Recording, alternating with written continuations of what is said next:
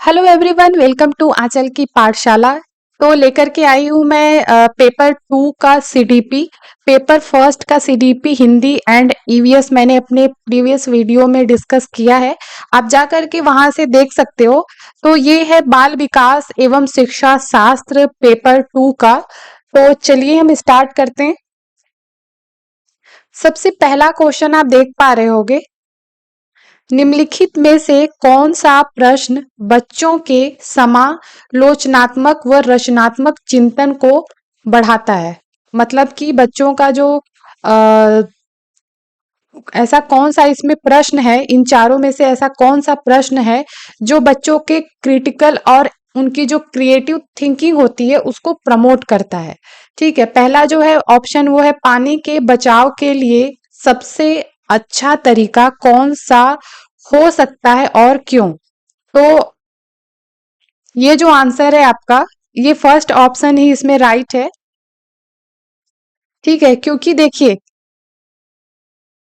इसमें पहला वाला ऑप्शन आपका सही है, क्योंकि पानी के बचाव के लिए सबसे अच्छा तरीका कौन सा है और क्यों। ये क्यों जो है, जब इसका डिफिनीशन आप जब बच्चों से इसके बारे में पूछेंगे तो बच्चे क्या है, वो सोच करके विचार करके उसके बारे में बताएंगे। उससे क्या होगा, बच्चों में उनका जो क्रिटिकल एंड क्रिएटिव थिंकिंग है वो उनका क्या होगा, बढ़ेगा। वो बढ़े चीजें, उनका दिमाग जो है वो थोड़ा सा एक्सप्लोर होगा। ठीक है, वो चीजों को ज्यादा चिंतन करेंगे। सेकेंड है, आपके शहर में पानी कहाँ से आता है। ये सब वन लाइनर है कि आपने पूछा और बच्चे ने एक वर्ड में जवाब दे दिया, बात खत्म। लेकिन ये वाला क्वेश्चन जो है इसमें क्यों पूछा है, तो इसमें बच्चों को थोड़ा सा बताना पड़ेगा। इसके लिए उनका जो है चिंतन, वो अपनी बुद्धि का इस्तेमाल करेंगे। सेकेंड देखते हैं हम। बाकी ये सब गलत है। आपके देश में कुल कितने राज्य और कितनी राजधानियां हैं, इसमें दिमाग लगाने की बहुत जरूरत नहीं है। इन बच्चे ने जो रटा है, बच्चों को जो याद है वही बता देंगे। लेकिन जब उन्हें अपना अनुभव रखने की बात आती है, जब वो अपना अनुभव रखते हैं तो वहां पे उनकी क्रिटिकल थिंकिंग की यूज ज्यादा होती है। ठीक है, सेकेंड नंबर हम देखते हैं, समालोचनात्मक चिंतन में प्रमाण की क्या भूमिका होती है। जो क्रिटिकल थिंकिंग होता है उसमें प्रमाण की क्या भूमिका होती है। प्रमाण मतलब प्रूफ चाहिए उसके लिए। ठीक है, प्रमाण चाहिए उस चीज के लिए। प्रमाण का तार्किक और सुनियोजित रूप से मूल्यांकन किया जाना चाहिए। तो यही ऑप्शन आपका सही लग रहा है। बाकी हम देख लेते हैं, प्रमाण को बिना विश्लेषण के स्वीकार किया जाना चाहिए। बिल्कुल नहीं, विश्लेषण ही नहीं होगा तो फिर आप उसको प्रमाणित कैसे कर पाएंगे। समालोचनात्मक चिंतन के लिए प्रमाण अप्रासंगिक होता है, ये भी गलत है। व्यक्तिगत राय के पक्ष में प्रमाण की उपेक्षा की जानी चाहिए, ये भी गलत है। तो आपका जो फर्स्ट ऑप्शन है वो आपका राइट है। आगे बढ़ते हैं, थर्ड नंबर देखते हैं, समावेशी शिक्षा में क्या शामिल है। पहला ऑप्शन देखते हैं, सभी शिक्षार्थियों के लिए मानक पाठचर्या। समावेशी शिक्षा क्या होता है, जिसमें सभी बच्चों को समान रूप से हमें शिक्षा देना होता है। ठीक है, तो सभी शिक्षार्थियों के लिए मानक पाठचर्या मतलब कि उनके लिए, सभी बच्चों के लिए आप स्टैंडर्ड करिकुलम करेंगे। जी नहीं, तो ये फर्स्ट ऑप्शन नहीं है। विद्यार्थियों को उनकी योग्यता के आधार पर पृथक्करण वर्गीकरण करेंगे। बिल्कुल नहीं कि आप योग्यता के आधार पे, तो ये समावेशी शिक्षा में आया ही नहीं। विषय आवश्यकता वाले व्यवसायिक शिक्षा, ये भी नहीं है। व्यक्तिगत अंतरों की पहचान के परिणाम स्वरूप पाठचर्या में लचीलापन। ठीक है, तो लचीलापन होना चाहिए करिकुलम में ताकि बच्चों को दिक्कत ना हो और उनके हिसाब से आप उन्हें आसानी से शिक्षा दे पाएं। ठीक है, आगे बढ़ते हैं, फोर्थ नंबर देखते हैं हम, निम्नलिखित कथनों को पढ़िए तथा सही विकल्प का चयन कीजिए। कथन कथन और कारण है ये। कथन है कि बच्चों में संज्ञानात्मक विकास पर भाषा के प्रभाव पर जीन पियाजे और वाइगोस्की के दृष्टिकोण में भिन्नता है। तो भाषा के ऊपर इन दोनों लोगों में भिन्नता है। आप जब इनकी थियरी पढ़ेंगे तो आपको पता चलेगा कि भाषा के ऊपर इन दोनों का जो दृष्टिकोण है वो अलग अलग है। ठीक है, तो ये तो सही है, ये तो सही है। कारण देखते हैं, खोज अधिगम में शिक्षक अवसर प्रदान करता है और विद्यार्थी स्वयं जानकारी प्राप्त करने के लिए उन्मुख होते हैं। सही तो ये भी है, बट इसका कोई इससे रिलेशन नहीं है, क्योंकि यहाँ पे भाषा के बारे में पूछ रहा है और इन्होंने यहाँ पे अधिगम के बारे में बताया है, तो कारण और कथन का कोई मेल तो है नहीं, बट सही दोनों है। तो उस हिसाब से हम सेकेंड वाले आंसर पे जाएंगे, इसको गलत नहीं कह सकते। ठीक है, तो इसी में एक कंफ्यूजन है थोड़ा, बाकी ज्यादा चांसेस है कि सेकेंड नंबर ही सही है इसमें।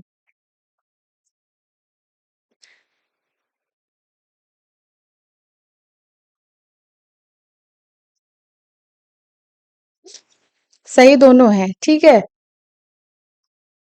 ए और आर दोनों सही है, परंतु आर ए की सही व्याख्या नहीं है, इसीलिए ये सही है आपका। ठीक है, बाकी सही तो दोनों है। अभी इस पे हम देखेंगे, जब इसकी आंसर की आएगी तो उस पे हम इस क्वेश्चन को देखेंगे। आगे बढ़ते हैं, फिफ्थ नंबर देखते हैं।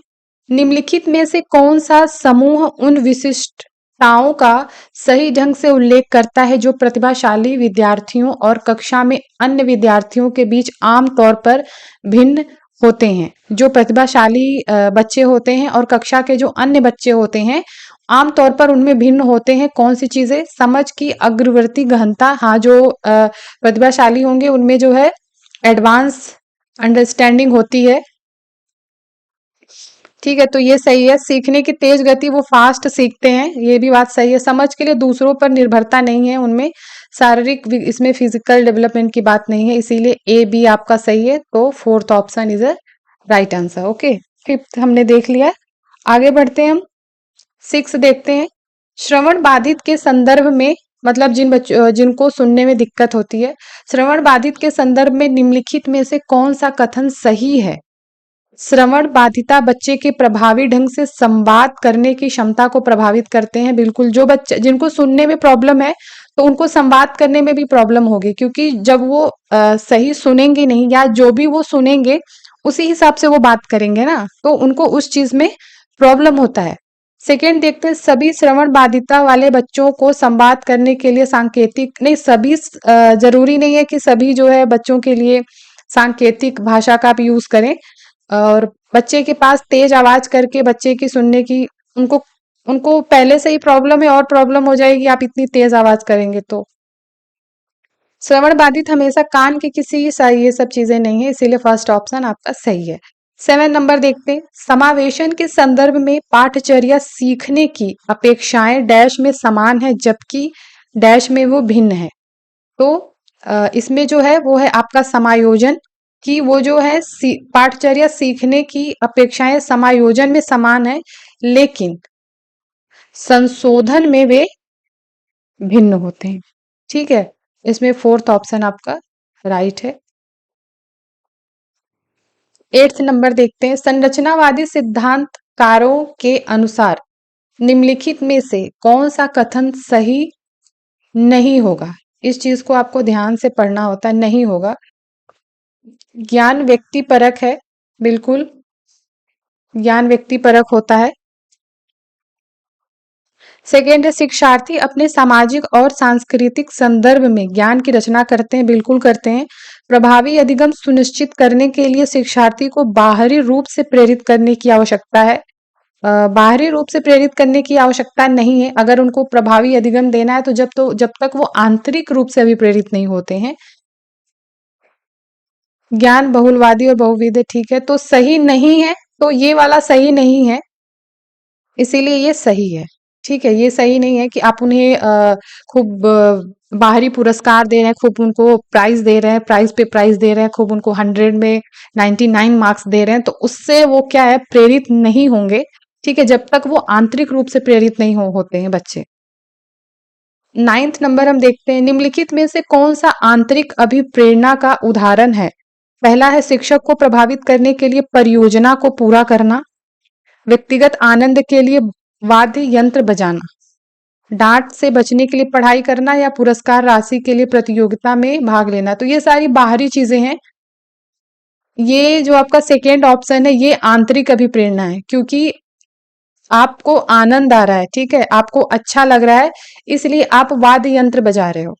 तो ये आपकी आंतरिक अभिप्रेरणा। बाकी प्रतियोगिता ये बाहरी हो गई, और डांट से बचने के लिए आप पढ़ रहे हो तो इसमें कोई आंतरिक अभिप्रेरणा नहीं है। शिक्षक को प्रभावित करने के लिए आप प्रोजेक्ट बना रहे हो तो ये कोई आंतरिक अभिप्रेरणा नहीं है, ठीक है।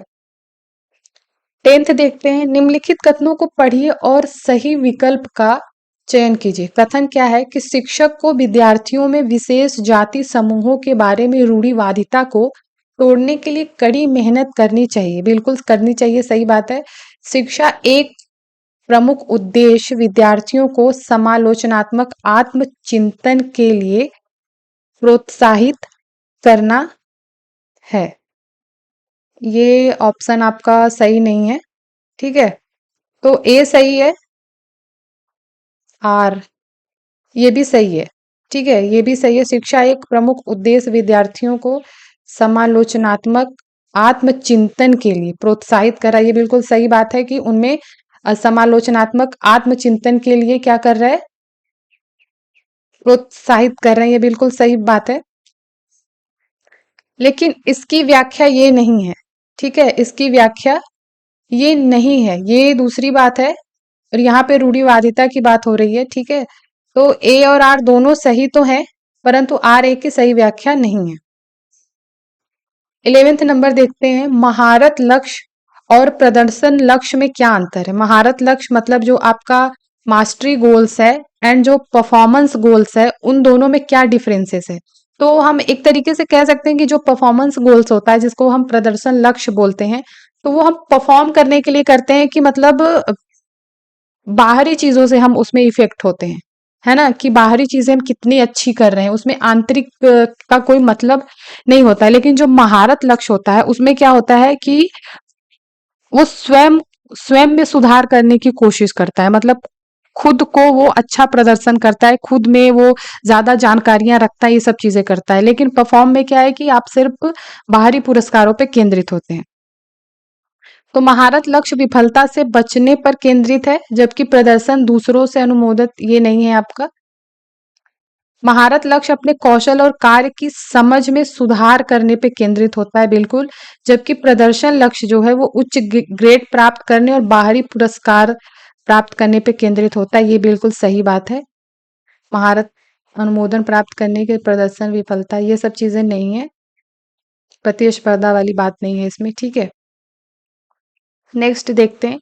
भाई बहन के रिश्ते माता पिता और साथियों के साथ संबंधों से भिन्न होते हैं और बाल्यावस्था में समाजीकरण में महत्वपूर्ण भूमिका निभाते हैं। बिल्कुल सही बात है कि भाई बहन के जो रिश्ते हैं वो माता पिता से अलग होंगे, साथियों के साथ उनके अलग होंगे, और बाकियों के साथ अलग हैं, लेकिन बाल्यावस्था में समाजीकरण में ये महत्वपूर्ण भूमिका निभाते हैं। माता पिता साथियों के साथ संबंधों में सभी समान नहीं होते, केवल प्रारंभिक ये सब चीजें इसमें नहीं है, ठीक है। आगे बढ़ते हैं हम। 13 नंबर देखते हैं। निम्नलिखित कथनों को पढ़िए और सही विकल्प का चयन कीजिए। बच्चों के बीच विकासात्मक दरों में काफी भिन्नता मौजूद होती है। बिल्कुल उनके बीच में विभिन्नताएं होती हैं, सारे बच्चे अलग अलग तरीके के होते हैं और उनका विकास अलग अलग तरीकों से होता है। विकासात्मक अंतर आनुवंशिक और अनुभवात्मक विविधताओं की जटिल अंतःक्रिया एक अनिवार्य परिणाम है। सही बात है, आनुवंशिक रूप से और विकास अंतर में अंतःक्रिया, तो इस हिसाब से दोनों सही है। तो दोनों सही है, परंतु आर ए की सही व्याख्या नहीं है, नहीं दोनों सही है, आर ए की सही व्याख्या, तो फोर्थ ऑप्शन आपका इसमें सही है। 14 देखते हैं। निम्नलिखित कथन में विकास के किस सिद्धांत को दर्शाया गया है। जो बच्चे अपने शुरुआती वर्षों में भाषा सीखने के लिए अनुकूल वातावरण से वंचित रहते हैं, उन्हें बाद के जीवन में भाषा चुनने में थोड़ी कठिनाई होती है। हाँ बिल्कुल सही बात है ये। जब उन्हें वैसा वातावरण ही नहीं मिलेगा तो उन्हें वो चीजें बाद में चल करके प्रॉब्लम देती हैं। पहला ऑप्शन है भाषा का विकास पूरी तरीके से आनुवंशिकता पे निर्भर होता है, बिल्कुल नहीं। यहाँ पे इन्होंने वातावरण की बात की है, वातावरण की, तो आनुवंशिकता का कोई कॉन्सेप्ट ही नहीं है यहाँ पे। भाषा और अनुभूति जटिल रूप से परस्पर संबंधित होते हैं। विकास अव्यवस्थित अप्रत्याशित होता है, बिल्कुल नहीं। भाषा के विकास एक संवेदनशील काल है जिसको हम कहते हैं there is a sensitive period of language development. ये बिल्कुल सही कि ये सेंसिटिव पीरियड होता है। ठीक है।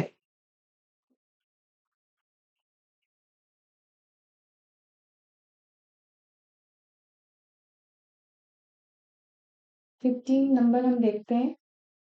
वह विद्यार्थी जो पठन वैफल्य जिसको हम बोलते हैं डिसलेक्सिया, ठीक, पठन वैफल्य से जूझ रहे को पढ़ना सिखाया जाता है। डिसलेक्सिया क्या होता है? जिस ये पठन संबंधी विकार होता है।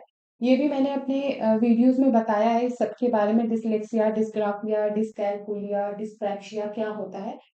तो ये पढ़ने से पठन विकार है जिसमें बच्चों को पढ़ने में दिक्कत होती है, जैसे वो गॉड को डॉग पढ़ देते हैं और सॉ को वॉस पढ़ देते हैं, ठीक है। तो ये वह विद्यार्थी जो पठन वैफल्य से जूझ रहे हैं को पढ़ना सिखाया जा सकता है। उन्हें कई विकर्षणों से अध्ययन करने के लिए प्रोत्साहित करके नहीं, उच्च ग्रेड वाली बात इसमें नहीं है, किसी में भी उच्च ग्रेड की बात नहीं करते। सुधारात्मक पठन सुनिश्चित करने के लिए सख्त दंड, इसकी बात, ये सब चीजें बेकार की होती हैं। प्रणालीगत ध्वन्यात्मक प्रशिक्षण के माध्यम से, ये बिल्कुल सही बात है। कुछ हद तक वो चीजें ठीक हो सकती हैं, क्योंकि बोलते हैं हम कि अगर हम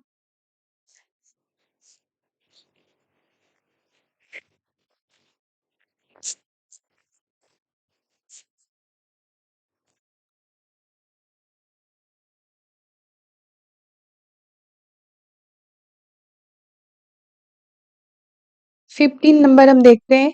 वह विद्यार्थी जो पठन वैफल वैकल्य, पठन वैकल्य जिसको हम बोलते हैं डिसलेक्सिया, ठीक है, पठन वैकल्प से जूझ रहा है उसको पढ़ना सिखाया जा सकता है। उन्हें कई विकर्षणों के अध्ययन के लिए प्रोत्साहित करके नहीं।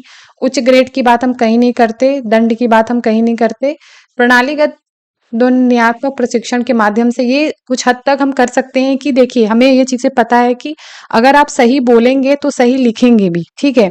तो अगर आप सही उच्चारण कर रहे हैं तो सही लिखेंगे। तो ये एक ध्वनि, एक ध्वन्यात्मक जो प्रशिक्षण है वो इसमें हो सकता है कि बच्चा जो गलत पढ़ रहा है तो अगर वो ध्वनि के माध्यम से उन चीजों को कुछ हद तक ठीक किया जा सकता है, ठीक है। 16 नंबर देखते हैं हम। बोध आधारित शिक्षण, अंडरस्टैंडिंग बेस जो टीचिंग होती है, ठीक है। बोध आधारित शिक्षण का अंतर्निहित सिद्धांत यह विश्वास है कि शिक्षार्थियों की क्षमताएं और आवश्यकताएं विविध हैं, जिन्हें मानक निर्देशों पर ध्यान केंद्रित किए बिना पूरा नहीं किया जा सकता। इसकी बात हम नहीं करते। शिक्षार्थी निष्क्रिय प्राप्त करता है, जी नहीं, शिक्षार्थी सक्रिय प्राप्त करता है। ऐसा करने के लिए एक सुविधाजनक वातावरण प्रदान किए जाने पर शिक्षार्थी ज्ञान का निर्माण कर सकता है। ये ऑप्शन राइट है। शिक्षार्थी कम जानते हैं, नहीं, ऐसा बिल्कुल नहीं है। सारे बच्चे बहुत कुछ जानते हैं। अगर उन्हें अच्छा वातावरण नहीं मिलता है तो वो बच्चे ग्रोथ नहीं कर पाते, ठीक है। सारे बच्चे गॉड गिफ्टेड ही होते हैं। तो अगर उन्हें आप अच्छा वातावरण देंगे, सुविधाजनक वातावरण मिलेगा तो शिक्षार्थी के ज्ञान का निर्माण जो है वो हो सकता है। 17 नंबर देखते हैं। जटिल समस्याओं से जूझ रहे अमन के समस्या समाधान कौशल विकसित करने में एक शिक्षक किस प्रकार मदद कर सकता है? उसे मंथन करने और विचार उत्पन्न करने के लिए प्रोत्साहित करके, बिल्कुल सही बात है। आप उसे विचार करने के लिए प्रोत्साहित करेंगे, उससे कहकर समस्या को सुलझाना छोड़ दें, ये बात ही गलत है। हतोत्साहित नहीं करना है उसके। आप जब आप ही उत्तर दे देंगे तो फिर वो क्या करेगा? फर्स्ट ऑप्शन सही है। 18 नंबर हम देखते हैं। माध्यमिक कक्षाओं में अधिगम के लिए एक अनुकूल कक्षा का वातावरण डैश पर केंद्रित होता है, तो ये है कोऑपरेटिव लर्निंग। जब आप कोऑपरेटिव से सीखेंगे तो आपको वो चीजें ज्यादा अच्छे से समझ में आती। 19 देखते हैं। लेव वाइगोस्की का मानना था कि विकास प्रकृति में असंगत है, बिल्कुल नहीं। आनुवंशिक प्रोग्रामिंग, इसकी बातें नहीं करते। सीधे परिपक्वता के परिणाम से होता है। सामाजिक संपर्क का परिणाम, क्योंकि आपको पता होगा अगर आपने वाइगोस्की की थियरी पढ़ी होगी तो इन्होंने सामाजिक सांस्कृतिक सिद्धांत दिया था तो ये समाज के ऊपर ही बात करते हैं, ठीक है, ये सोशल के ऊपर ही बात करते हैं। 20 नंबर देखते हैं, पियाजे के अनुसार गुणात्मक रूप से 4 विभिन्न अवस्थाएं। पहला ऑप्शन है, दुनिया की विभिन्न संस्कृतियों में व्यापक रूप से भिन्न होती हैं। बिल्कुल नहीं, इसकी बात पियाजे नहीं करते। उदाहरण देकर समझाती हैं कि बच्चों का मन, ये सब नहीं, बच्चे के जेनेटिक कोड पर निर्भर होता है, हाँ होता है, बट बच्चों के विकास में सार्वभौमिक पैटर्नों का प्रतिनिधित्व करता है, ये आपका सही है, फोर्थ ऑप्शन। 21 देखेंगे, निम्नलिखित में से कौन सी पियाजे के संज्ञानात्मक विकास के सिद्धांत की सीमा है। संज्ञानात्मक विकास का सिद्धांत पियाजे ने दिया था, उसका क्या सीमा है, उसके ऊपर बात किया गया है, उसकी जो लिमिटेशन है। पहला है कि वह संज्ञानात्मक विकास में भाषा की भूमिका पर अत्यधिक बल देते हैं, वो भाषा की भूमिका पर अत्यधिक बल नहीं देते हैं। वह संज्ञानात्मक विकास में व्यक्तिगत विभिन्नताओं पर ध्यान में नहीं रखता। वह संज्ञानात्मक विकास में जैविक कारकों की भूमिका को ध्यान में नहीं रखता है। वह संज्ञानात्मक विकास पर संस्कृति और सामाजिक कारकों के प्रभाव को ध्यान में नहीं रखते हैं, ये बिल्कुल सही बात है।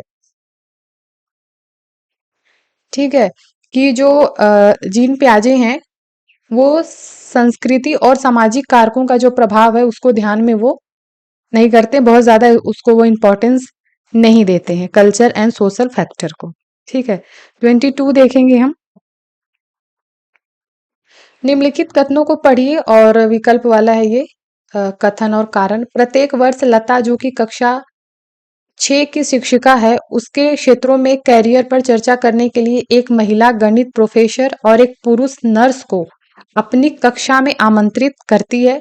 कारण है कि लैंगिक अंतर जन्मजात है और समाज के माध्यम से अधिगृहित नहीं है। देखिए ये चीज तो सही है, क्योंकि वो जो लैंगिक जो जेंडर होता है ना, जेंडर, तो उसपे इन्होंने एक अच्छा एग्जाम्पल दिया है।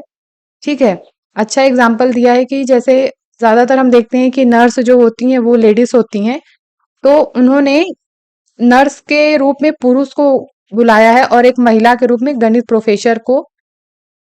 तो ये जो जेंडर को लेके बातें होती हैं उसके ऊपर इन्होंने ये चीजें करी है और ये काफी अच्छा है। लैंगिक असमानता जो हमारे समाज में देखने को मिलती है, लेकिन इसका जो कारण इन्होंने बताया है कि अंतर जन्मजात होता है, ये गलत बात है। ठीक है, उस हिसाब से ए तो सही हुआ लेकिन आर गलत है, तो ए सही है, आर गलत है। ठीक है, ये सही है। आगे बढ़ते हैं हम, 23 देखते हैं, एक प्रगतिशील कक्षा में विद्यार्थी अधिक प्रश्न नहीं पूछते, ये गलत बात है। शिक्षक से प्रश्न पूछते हैं, सही बात है। एक दूसरे से प्रश्न पूछते हैं, सही बात है। स्वयं से प्रश्न पूछते हैं, सही बात है। B C D, B C D third option आपका सही है। 24 नंबर देखते हैं, पुल्लिंग या स्त्रीलिंग होने से जुड़ी अपेक्षाओं को डैश कहा जाता है और इन्हें डैश सीखा जाता है। जेंडर भूमिकाएं बाल्यावस्था की सभी अवस्थाओं से लेकर वयस्क में भी होता है, इसलिए पहला ऑप्शन आपका सही है। 25 देखते हैं, बुद्धि के संदर्भ में निम्नलिखित में से कौन सा दृष्टिकोण शिक्षार्थियों के बीच विविधता के सम्मानपूर्ण विचार का समर्थन करता है। बुद्धि वातावरणीय कारकों से प्रभावित नहीं होती, ऐसी बात नहीं है, वो वातावरण कारकों से प्रभावित होती है। ठीक है, बुद्धि आनुवंशिक कारकों से प्रभावित नहीं होती। बुद्धि को मापने के लिए बुद्धि परीक्षण का एक बुद्धि बहुआयामी और समय के साथ बदल सकती है, ये ऑप्शन आपका सही है।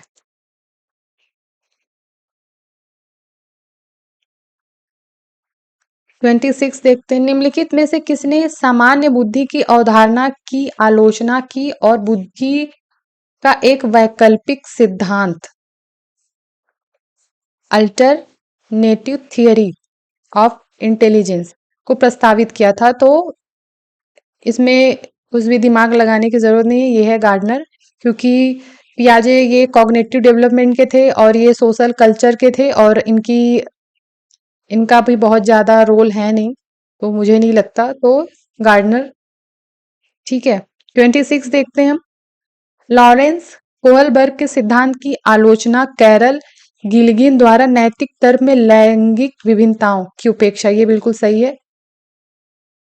यही यही ऐसा ही क्वेश्चन पेपर फर्स्ट में भी आया है, सीडीपी में भी। ठीक है, वो थोड़ा सा इसी चीज को उन्होंने थोड़ा सा घुमा दिया है, बट है यही चीज अगर आप ध्यान से उसको पढ़ेंगे तो। 28 देखते हैं। एक शिक्षिका अपने विद्यार्थियों को अधिसंज्ञानात्मक कौशल विकसित करने में मदद करना चाहती है। निम्नलिखित में से कौन सी रणनीति सबसे प्रभावी होगी? विद्यार्थियों को अभिप्रेरित करने के लिए लगातार ग्रेड और प्रतिपुष्टि देना नहीं। देखिए, जहां पे भी ऐसा ऑप्शन आता है वो सही नहीं होता।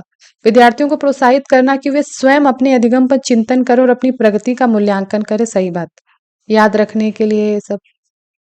ठीक है, निम्नलिखित कथनों को पढ़िए। 29 देखते हैं। निम्नलिखित कथनों को पढ़िए और सही विकल्प का चयन कीजिए। कथन और कारण। शिक्षकों को संकल्पना को मजबूत करने के लिए विद्यार्थियों को अपने स्वयं की संकल्पना के उदाहरणों और गैर उदाहरणों की पहचान करने के लिए कहना चाहिए। तो ये सही बात है, कहना चाहिए उनको कि वो स्वयं की संकल्पना, उदाहरण, गैर उदाहरण की पहचान। उदाहरणों के बारे में सोचने से संकल्पना को मजबूत किया जाता है, जबकि गैर उदाहरण विद्यार्थियों को भ्रमित करते हैं। बिल्कुल नहीं, गैर उदाहरण उन्हें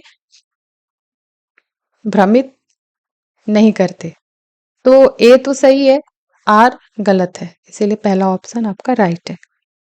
लास्ट देखते हैं। अधिगम के सामान्य सिद्धांत बताते हैं कि विद्यार्थी बेहतर रूप से सीखते हैं यदि शिक्षक पहले अवधारणा को फिर प्रतीकात्मक रूप से प्रस्तुत करें, फिर उसके भौतिक रूप पर आए। ये गलत बात है। पहले उस पर चर्चा करें जिसके बारे में विद्यार्थी को नहीं पता है, और उस पे फिर विद्यार्थी, ये गलत है। पहले विद्यार्थी को वो बताते हैं जो वो जानते हैं, फिर वो बताते हैं, मतलब मूर्त से अमूर्त की ओर जाते हैं, वही चीज है। पहले अवधारणा को संपूर्ण रूप से परिचय दें, फिर उनकी बारीकियों पर आए। पहले तर्क और कारण के संदर्भ में अवधारणाओं पर चर्चा करें, फिर विचारों को सत्यापित करने का अवसर दें। ये आपका राइट है। ठीक है, तो ये पेपर सेकेंड का सीडीपी था जो कि ये कंप्लीट हो गया। इसके बाद हम सोशल साइंस की बात करेंगे। सोशल साइंस के क्वेश्चन को हम सॉल्व करेंगे इस वीडियो के बाद। ठीक है, तो आप कमेंट में जरूर लिखिएगा कि आपने कितने सही किए हैं, 30 में से आपके कितने आए हैं। ठीक है, तो चलिए मिलते हैं हम नेक्स्ट वीडियो में। और अगर आपको मेरी वीडियोस अच्छी लगती है तो लाइक, शेयर, सब्सक्राइब जरूर करें, और मिलते हैं नेक्स्ट वीडियो में। तब तक के लिए आप अपना ख्याल रखिए, पढ़ते रहिए और पढ़ाते रहिए।